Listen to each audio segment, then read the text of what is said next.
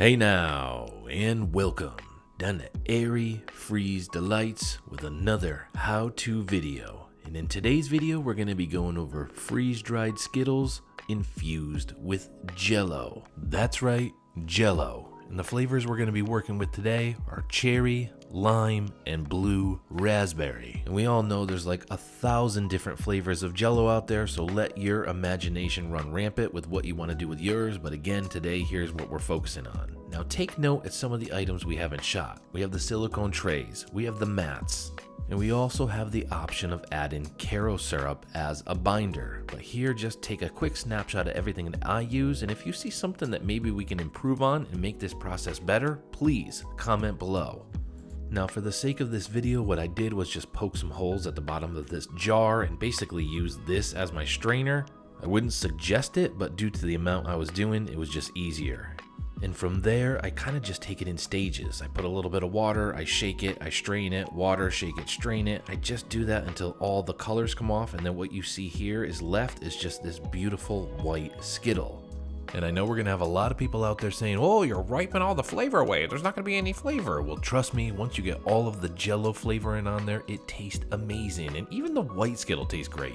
And I will suggest to be a little bit generous with it. And the reason being is the excess just shakes off. There's only so much that the Skittle can actually hold. And then when it goes through the freeze-dry process, it splits open anyways, and you're left with a lot more of that exposed white part.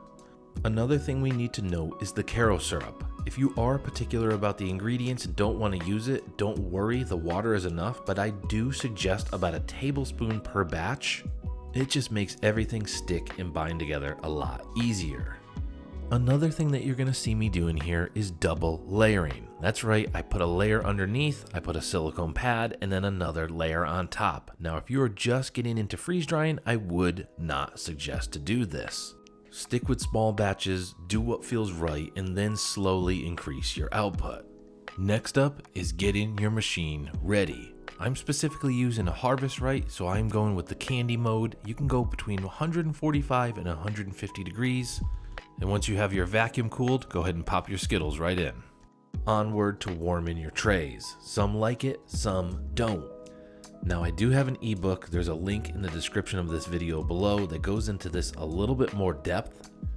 In this video, I went with a 10-minute tray warm. I would suggest maybe start with a 5 or lower, but I wanted them very puffy. And I also do rotate the trays in that process due to the poor performing lower tray on the harvest right. And you're going to see on screen here that I have a 20-hour dry time. Skittles only need 3 hours. Anything over is basically overkill, but you should always set your dry time over and cancel your runs, because if the run completes, it will absolutely destroy it and freeze it again. And once it gets frozen again, it gets wet and destroyed. But as we see in shot here, these are beautifully puffing up. They still keep that nice, beautiful textured top and then the white center in the middle. And I just cannot stress enough that these guys tasted amazing, especially the blue raspberry ones. I know I'm really focusing on the red ones in shot here, but the blue raspberry were amazing. So we're gonna go ahead and wrap it up here today with our freeze-dried how-to Jell-O Skittles. Now, if there's any other candies or flavors or anything that you want me to make a video of how to, please comment below, and thanks for watching.